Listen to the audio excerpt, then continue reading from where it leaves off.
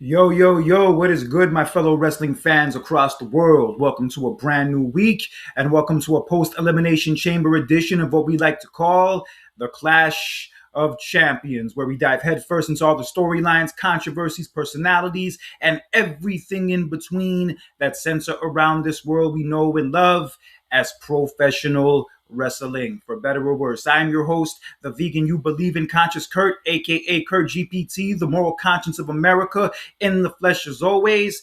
And we're coming off of a very mid Elimination Chamber show, which took place this past Saturday from Chicago, but a very memorable and eventful episode of Monday Night Raw that took place from Indianapolis. And we'll dive into Raw in a few minutes, but first, we're going to dive in to Elimination Chamber, which took place this past Saturday from the United Center in Chicago. And this would mark the first time WWE would hold a PLE in the United Center since SummerSlam 1994.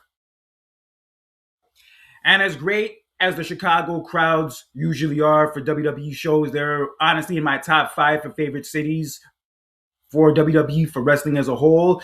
But for this show, they were pretty dead for the most part. I don't know what it was. I'm not sure if it's the product they're getting. I'm not sure if it's because of the fact that TKO priced out all of like the hardcore loyal fans, and now the fans paying for tickets now aren't as loud and as excited for the show. But whatever it was, that crowd was not popping for the majority of this show. And that is a problem for WWE that they need to check. And if they refuse to check it, they are going to pay the price. But in any event, let's dive into this Elimination Chamber show. As in the opening match for it, we did have the Women's Elimination Chamber match to decide who will face Jade Cargill for the WWE Women's Championship at WrestleMania. We had Rhea Bloody Ripley, Raquel Rodriguez, Asuka, Tiffany Stratton, Alexa Bliss, and Kiana James. And while this was not on the same level as the Women's Elimination Chamber match that took place last year, this was still a damn good chamber match that the women put on. And I gotta say, one of the highlights of this match was the twisted bliss that Alexa Bliss did on the top of the pod onto the other women. That was really dope, but unfortunately, her night would end not too long after this, as she was going for the Sister Abigail on Kiana James. Asuka sprayed her in the eyes with the mist, and that led to Kiana James rolling her up to pin her, and Alexa Bliss is gone. And the person, without a doubt, who stole this match, who was the standout performer of this match, was Raquel Rodriguez, Big Sexy herself. This woman went on a tear. She was fucking women up on sight, as I predicted that she would. And she even went as far as to power slam Kiana James through one of the damn pods. And Michael Cole said it best on commentary that British Bulldog would be proud, and I can't agree anymore. And then Raquel Rodriguez proceeded to hit the Tiana bomb onto Asuka on top of Kiana James, and she pinned both of them simultaneously, circa Roman Reigns from WrestleMania 37, to eliminate both Asuka and Kiana, and their nights were done. I personally like this spot. I thought it was dope. It really established Raquel's dominance, but a lot of people online complained about it, thought it was ridiculous and goofy, but me personally, I did not mind. But the match continues, and there's one point where Raquel is attempting to do a move on the top rope onto Tiffany Stratton, but then Rhea Ripley does a cannonball onto Raquel from the top of one of the pods, and that leads to Tiffany Stratton hitting the world's prettiest moonsault to eliminate Raquel. And I have to be honest, this disappointed me. For as great as Raquel has been doing this past year, and for as great of a performance that she put on in this chamber match, to see her get eliminated did bum me out. And the crowd seemed bummed out as well, as they booed once this happened. But it is what it is. The match goes on. It comes down to Rhea Ripley and Tiffany Stratton. And Rhea hit Tiffany with an electric chair and dropped her right in her face. And you noticed that Tiffany Stratton's mouth was bleeding afterwards. And Rhea continued the punishment as she rammed Tiffany into the chain in one of the pods. And that led to Rhea laying out Tiffany with the Riptide for the 1, the 2, the 3, and just like that, Rhea Ripley wins her first Women's Elimination Chamber, punches her ticket to WrestleMania for a shot at Jade Cargill. And yes, this is a very good chamber match, very solid performance by all women, and Jade Cargill was sitting in the skybox, surprise, surprise, showing off her title as Rhea Ripley was celebrating in the ring. So now it is official. We have Rhea Ripley and Jade Cargill for WrestleMania, and they got into a lot of back and forth arguments on social media that I'm going to dive into a little later. But in any event, let's get on with the show. In our second match of the night, for the Women's Intercontinental Championship, we had Becky Lynch defending against AJ Lee. And this would be AJ Lee's very first match, a singles match that is, in over a decade. And she looked very good in this match. Although the match was a little slow in the first part, AJ still looked good throughout it. And the match ultimately led to one point where Jessica Carr, the referee, was attempting to put the turnbuckle pad back on an exposed turnbuckle. But as this was going on, Becky knocked AJ into Jessica Carr. And then a few moments later, Becky accidentally kicked Jessica Carr and knocked her out in the process. And then AJ trapped Becky in the Black Widow as Becky tapped out. But there was no referee to count it, so the match continued. And then Becky eventually brought a chair into the ring and DDT'd AJ on it, and then proceeded to hit her with the man slam as Jessica Carr was coming to. And despite all this, AJ Lee still kicked out.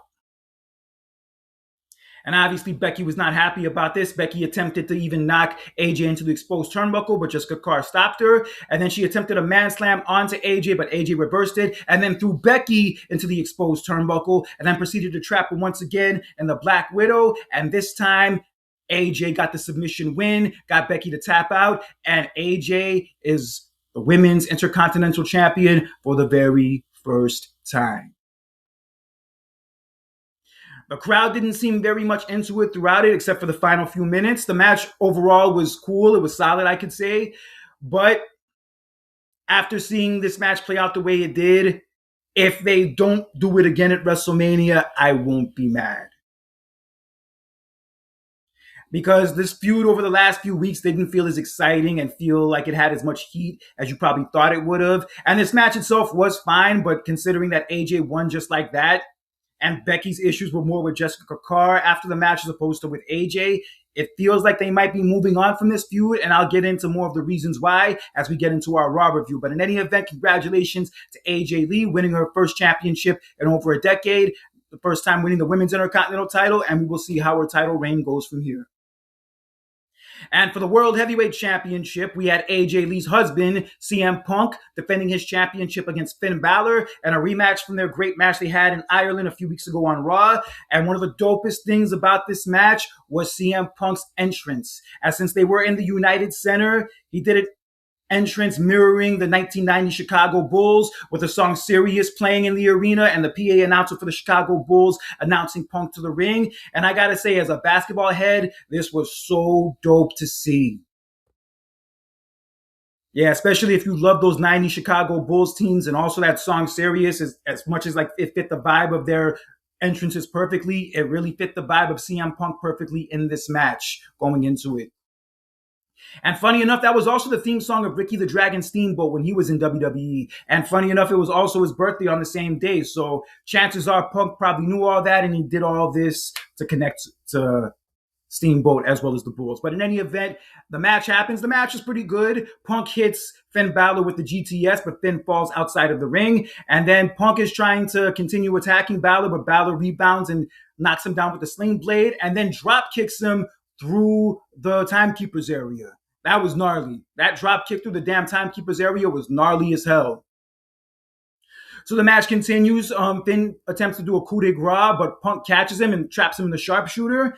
And then Finn's eventually able to grab the ropes to escape the hold. But even though he was able to do that, it still wasn't enough for him to build momentum and win the match. As in one point also, he was about to call out his brethren from the Judgment Day to help him win, but he decided against it, as he did say he wanted to do it on his own and needed to do it on his own, and he did so. But unfortunately, he lost on his own as he fell to another GTS from Punk, and that was all she wrote. CM Punk retains the World Heavyweight Championship, predictably so, and it was nice to see Punk and Finn Balor shake hands after the match, and it was also nice to see AJ Lee come out afterwards to celebrate with Punk, as they are both now champions in WWE.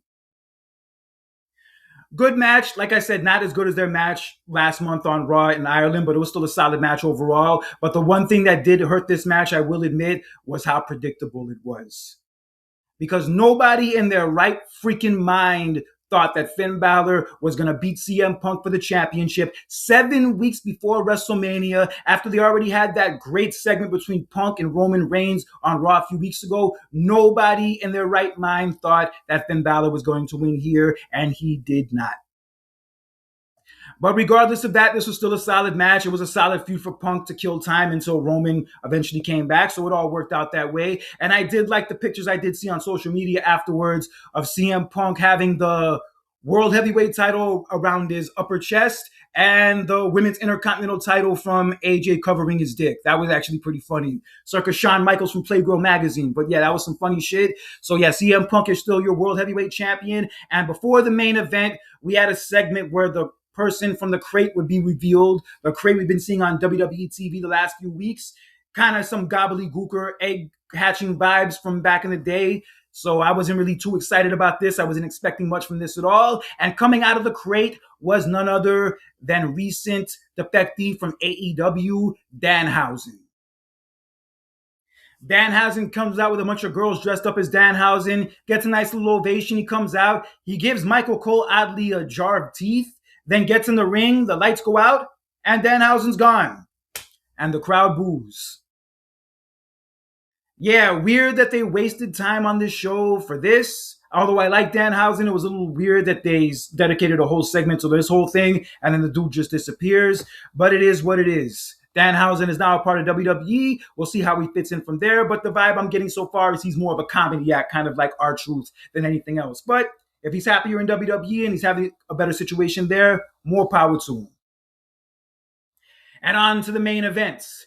And the men's Elimination Chamber match to decide who will challenge Drew McIntyre for the WWE Championship at WrestleMania. We had Cody Rhodes, my brother, Randy Orton, Trick Williams, Javon Evans, the douchebag fuck Logan Paul, and LA Knight. And you're probably wondering why Logan Paul was in this match, as Jey Uso was originally in this match. But the Friday before on SmackDown, they did an angle where Jey Uso was mysteriously attacked.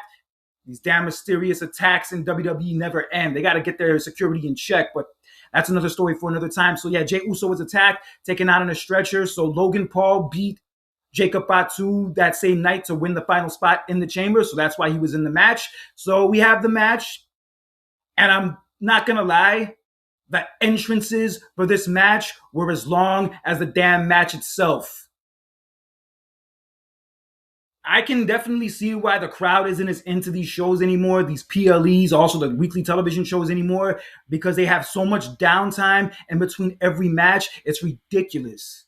From the damn ads, the promo packages, the random segments in between, whatever the fuck they're doing in the process. But yeah, they drag out the in-betweens for matches like a motherfucker these days. And I can't blame the crowd for being dead, uninterested, and tired as fuck from all of this. Because me watching this match at home, I felt the exact same way. After practically 20 minutes of damn entrances, I'm like, yo, I'm not even interested anymore. I'd rather just fucking watch something else or do something else. But in any event, we did have the match, and I have to say, this was one of the weaker men's Elimination Chamber matches that I have ever seen. For the participants they had in this match, for whatever reason, this match did not feel very exciting. I hate to say it, but unfortunately it's the truth, and the crowd in Chicago felt the exact same way as me. So we have the match. The first person to be eliminated would be Javon Evans, as after he hit a frog splash from the top of the pod on the Trick Williams, he was laid out with the pulverizer by Logan Paul, so that was the end of his night. And then at one point in the match, LA Knight attempts an elbow drop from the top rope onto Randy Orton, but as he's about to do it, he slips and the move gets messed up. It's unfortunate, accidents happen, but I definitely felt for the guy once it did. Definitely sucks that it had to go down that way. But in any event, he did hit Randy Orton with a standing elbow drop to kind of save face. And then ultimately he was hit with a low blow by Paul and then rolled up to also be eliminated. So LA Knight was done. And then there came a point where Cody Rhodes hit the crossroads onto Trick Williams. And then Logan Paul threw Cody Rhodes into the post. And then he pinned Trick Williams himself. Damn, Logan Paul hogging all the damn pins. So yeah, Trick Williams was eliminated. And there comes a point where the mystery man in the black hoodie shows up once again to try to climb the chamber, but then security comes out to grab him and escort him out, and they pull his mask off, and it's some random dude that we don't even know. Never seen this dude a day in my damn life, so you're confused as who the hell it is. But then as this is all going on, the door to the chamber is open, and then another man in a black hoodie shows up and attacks Logan Paul, lays him out with a curb stomp, and that leads to Cody Rhodes eliminating Logan Paul. And immediately after this, the man removes the hoodie from his head to reveal himself as the returning Seth Rollins. And I have to say, this is the biggest pop in the entire match up to this point. And it's great to see Rollins back. Unfortunately, looks like he's running out of opponents for WrestleMania with the injuries to Braun Breaker and Bronson Reed, but we'll see what happens in the next few weeks. But it is great to see Seth Rollins back. And it came down to Cody Rhodes and Randy Orton. But as they're about to go at it, Drew McIntyre shows up because the door is still open, and he nails Cody Rhodes with the WWE Championship.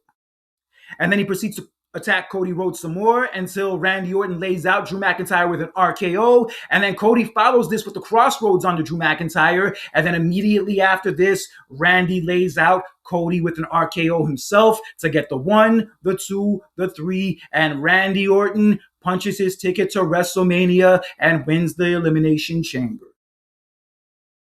Like I said before, this match was not very exciting for the majority of it, but those last 2 minutes really hooked it up. I will give him that. Those last 2 minutes definitely saved it, from the interference of Seth Rollins to then Drew McIntyre getting involved and Randy Orton surprisingly winning. I did not call that, and many other people I'm sure did not call that either. But congratulations to Randy Orton. He is going to WrestleMania for the first time in over a decade in the main event spot. And due to the interference of Drew McIntyre, Nick Aldis, after the show was over, went to talk to the post-show panel, and he mentioned to them that this Friday on SmackDown, Drew McIntyre will defend the WWE Championship against Cody Rhodes. So I have to say, the WWE title picture on SmackDown looks very interesting and also very unpredictable. And that's exactly what that show and the product has needed recently, to keep you kind of guessing, to keep you not knowing for sure what's going to happen. And I like this whole scenario. And with the Cody and Drew match this Friday on SmackDown, I would not be surprised if Cody Rhodes ends up winning the championship back. They could do a scenario where Jacob Fatu cost Drew McIntyre the match and Cody Rhodes wins the championship, and they do Cody and Randy at WrestleMania, and then they do Drew and Jacob Fatu at WrestleMania.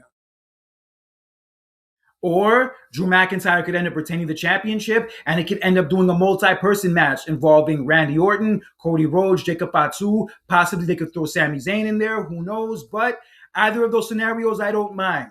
And this is exactly what SmackDown is needed, as it was a dead-ass show for most of last year. But going into WrestleMania, in all honesty, it feels like the hotter show than Raw does right now. So we'll see what happens Friday on SmackDown with that championship match. And yes, that was Elimination Chamber. I knew it was going to have a hard act to follow from last year's Elimination Chamber show. And I will be honest, it did not come close. There were things about it that were cool. There were things about it that were good, specifically the Women's Elimination Chamber. But overall, it was a prime example of how far WWE in many ways had fallen off over the last year or so. Sad to say, but it is the truth. And on this show, we tell the truth. But even though Elimination Chamber might not have been the most exciting show or the best show ever by any stretch, Monday Night Raw this past Monday from Indianapolis was a very exciting and very noteworthy show. And it opened up with Paul Heyman, Logan Paul, and Austin Theory coming out to hijack the show in order to get Seth Rollins. They refused to leave the ring until Seth Rollins came out. And Adam Pearce came out with his security geeks telling them that they're not going to hijack the show, and he got the security guards to try to escort them out. But before they could do that, one mystery man in a blast hoodie showed up and security had to chase him away. Then another mystery dude in a black hoodie showed up and Paul chased him away. Then another one showed up and Theory chased him away. And then another one showed up as Paul Heyman was trying to leave the ring, and Paul Heyman was distracted by this one. And then as he's distracted by this, another dude in a black hoodie shows up right behind him. But this dude turns out to be Seth Rollins himself. And Seth Rollins takes off the hoodie to reveal himself with a chair in his hand, and he proceeds to hit Paul Heyman with that chair right in the damn back. And he got Heyman in that back good. He got his ass good. In many ways, I think he got him better than he did Roman Reigns when he turned on the Shield all those years ago. But yeah, Seth Rollins hit Paul Heyman in the back with a chair and then proceeded to lay him out with the curb stomp. And Seth Rollins once again gets the better of the vision. And Paul Heyman was really roughed up from this attack. He was bleeding from his nose. They had to take his ass out in a stretcher on an ambulance that LA Knight ended up being the driver of. That's another story. So, yeah, Seth Rollins continues to get the better of the division. It's very up in the air to see who his opponent is going to be at WrestleMania. And with Braun Breaker and Bronson Reed out, he could maybe do a match against Logan Paul since he cost him the match of the Chamber. But honestly, that's not very exciting.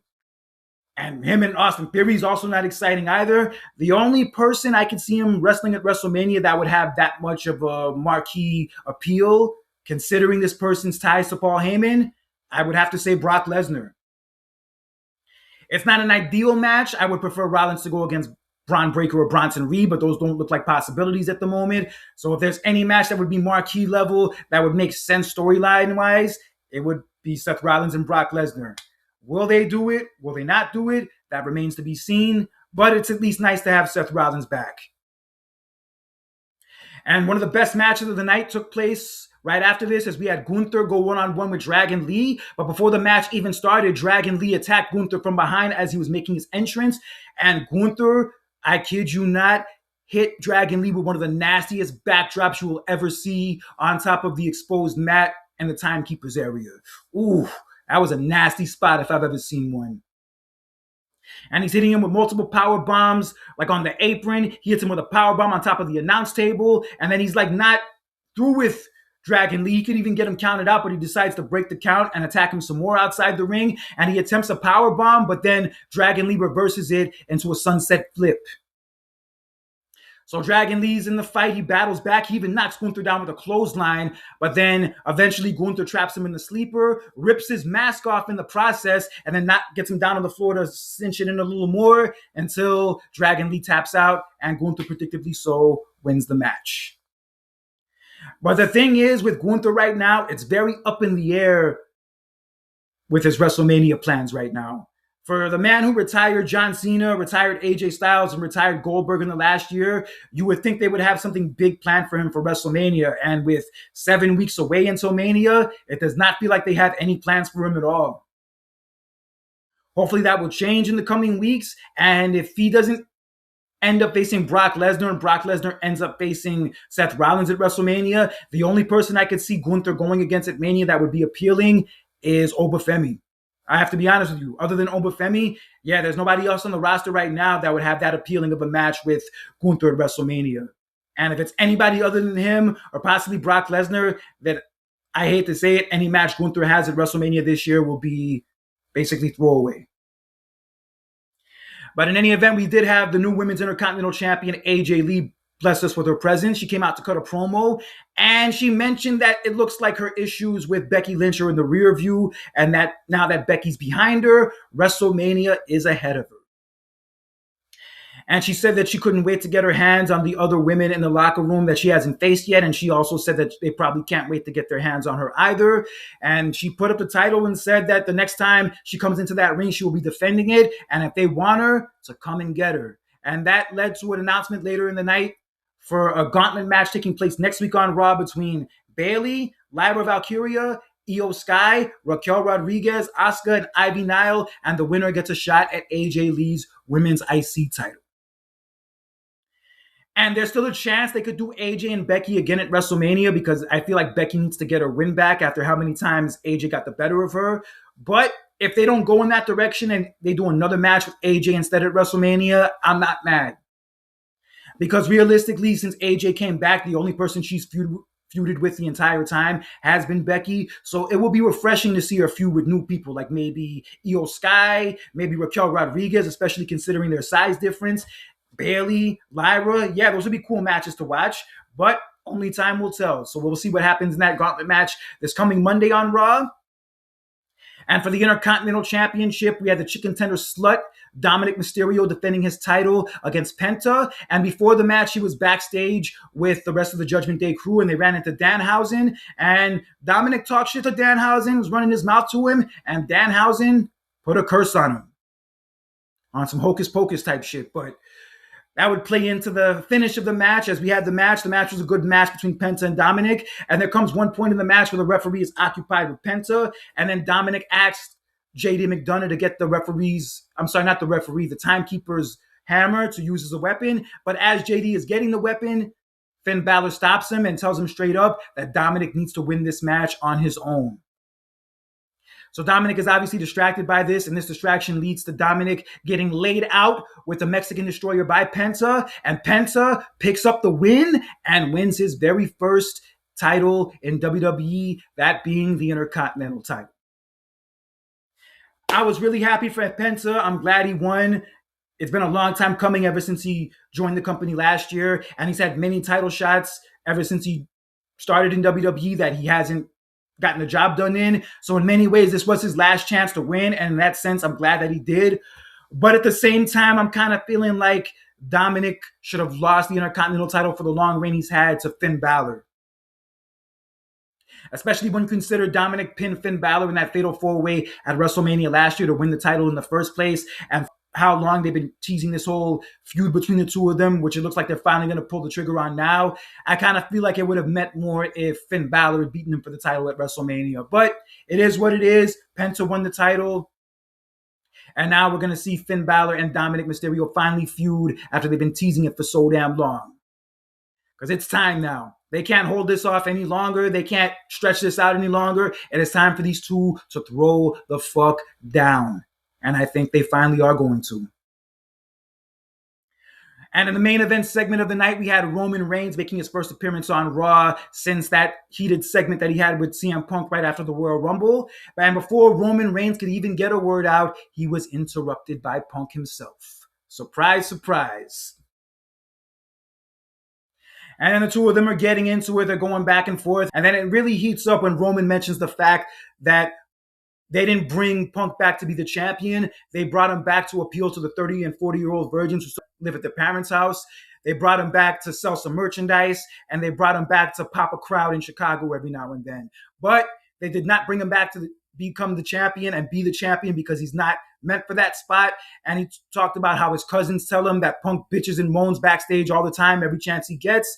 And then he says the money line that CM Punk isn't CM Punk, and to him, he's just a punk-ass bitch. And then he goes on to say that after WrestleMania, when he beats him, he's going to send him down to NXT to train the younger talent, send him on a retirement tour, all this good stuff, and how Punk is going to be irrelevant after WrestleMania. And as Roman tries to leave, Punk stops him because Punk is having none of that. He tells Roman, you're going to stay here and listen to what I have to say. And then he says, you're going to retire me? You're going to retire CM Punk? Well, congratulations, because you just made the list. Because I'm not only going to beat you at WrestleMania, I'm going to bury you. And earlier he was talking about how Roman is all alone, how he doesn't have the wise man anymore. He doesn't have his cousins or his bloodline around anymore. And then he says in the money line to end this promo, when I bury you at WrestleMania, you're not going to be all alone anymore because I'm going to bury you right next to your father. And then Punk just leaves the ring and the show ends. And yeah, that was the money motherfucking line of this whole thing. And I gotta say, this is a very heated segment, just like the one they had a month ago. And so far, no lies, these two are carrying the build for WrestleMania. Of all the matches we have for WrestleMania so far, all the feuds we have going into it, this has been the main one that has been getting people invested and excited. And this segment was another reason why. And people might think that Punk went too far with mentioning Roman's dad, as Roman's dad passed away 2 years ago. But some of those people need to remember that Roman did the exact same thing to Cody Rhodes 2 years ago in the build for WrestleMania 40. So if he's going to do that to other people, he has to expect it to come back to him. So yeah, Punk did say that line, and from all of this, you definitely know, and it's inevitable, that Roman is going to mention Punk's recently dead dog, Larry. You definitely know that Roman's going to say that the next time they come face to face, and it's going to get very fucking heated, just like this segment did. But I got to say, this was great stuff.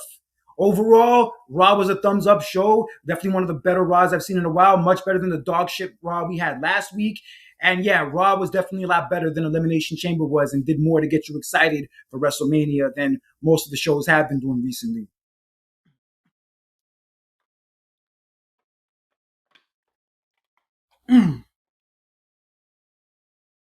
So yeah, so far for WrestleMania, we have CM Punk against Roman Reigns. We have Stephanie Vaquer against Liv Morgan.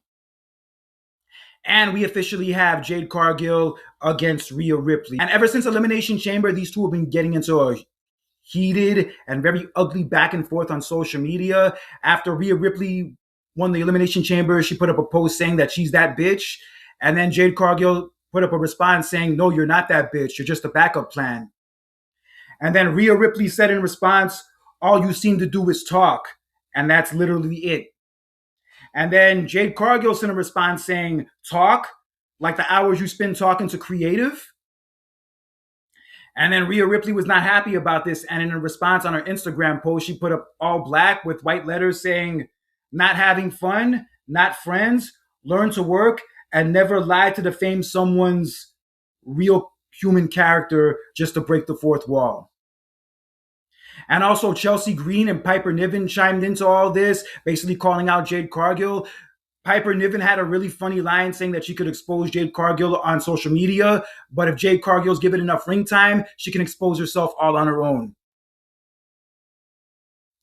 But yeah, this has all been getting heated and ugly. It's making you think of whether or not it's real or it's not real, or if they're just playing it up to build hype for WrestleMania. Apparently, at first, the stories were coming out that it wasn't real, that it was all just a work, just to, get everybody, riled up. And then apparently, according to a report from PW Insider, this was not a work, and this was all real between everybody involved. And also, there were more stories coming out in addition to that Jade Cargill has heat backstage, that she rubs people the wrong way, and that people do their best to work with her and show respect to her and help her, but she doesn't show that same respect back. And I don't know if this is true or not. This could all be hearsay. This could all be bullshit. But this is not the first time we have heard things about Jade Cargill's behavior backstage before. Because even when she was teaming up with Bianca Belair, there were stories coming out that the two of them don't get along. And then there was a story that came out last year that Jade Cargill had issues with Shayna Baszler, that they got into some kind of confrontation. And there was also some issues and some stories coming out about why Jade Cargill disappeared for 3 months last year during that whole angle where she got attacked by Naomi. There were stories coming out that she just did it to go on a vacation, and there were other stories that she was injured. I'm not sure what's true, what's not true. All of this could be hearsay. All of this could be true. But with somebody's name coming out that many times under negative circumstances, it's tough to kind of dispute some of those stories. I did meet Jade Cargill in person before when I served her at my job in 2021, and she was nice. Her and her husband seemed like nice people, but I can't say what she's like to work with. I can't say what she's like backstage. I can't speak for the experiences of the other women who have worked with her, but who knows? And I will admit, more than anything, this is making their match for WrestleMania a lot more interesting. And the two of them are actually supposed to have a face-to-face on SmackDown this Friday. So considering all of this coming out and all this going on between them on social media, that segment is going to be a segment to watch. And it kind of felt like they were going to do Jade Cargill against Charlotte Flair at WrestleMania, but for some reason they decided not to do that anymore. And obviously Bianca Belair couldn't make it back in time because of her injury. So Rhea Ripley's not a bad choice. Rhea Ripley and Jade Cargill match up together well with their size. So it'll definitely be an interesting match to watch. And if anybody could get the best out of Jade Cargill in a match on a stage like WrestleMania, it's Rhea Ripley. And this will no doubt be the biggest match of Jade Cargill's career because she's in a championship match at WrestleMania with one of the biggest stars in the company, not just female-wise, but period. So this is a match, this one specifically, where she has to deliver.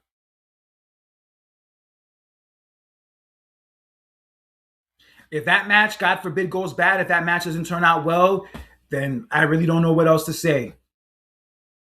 But we still have a few weeks away until that. We'll see what happens between them this Friday on SmackDown. But if this whole back and forth between them on social media, whether it's real or it's not real, if it can add more excitement and add more heat to their match at WrestleMania, then I'm not mad. I don't mind. And all honesty, it's entertaining. Sometimes the best feuds are the ones that are built off of real-life animosity. Like Matt Hardy and Edge in 2005, Bret Hart and Shawn Michaels 1997, and even recently Seth Rollins and CM Punk. Some of the best feuds in wrestling are built off of real-life animosity. And if that real life animosity could turn into something gold and a great match at WrestleMania, then let's see it.